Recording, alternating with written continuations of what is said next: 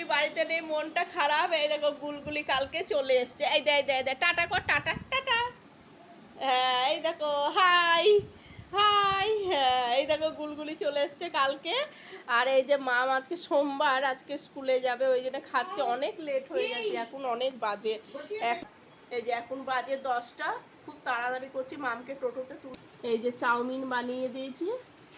তুলি আর মাম দুইজনা ভাত খাচ্ছে। এই যে ওদের হাতে ভাত।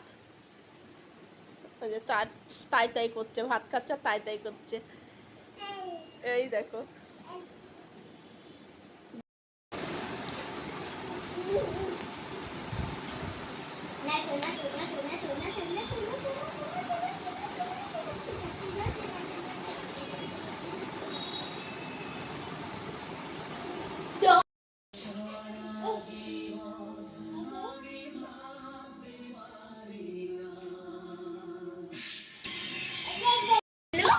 টাকলু টাকলু কোথাকার?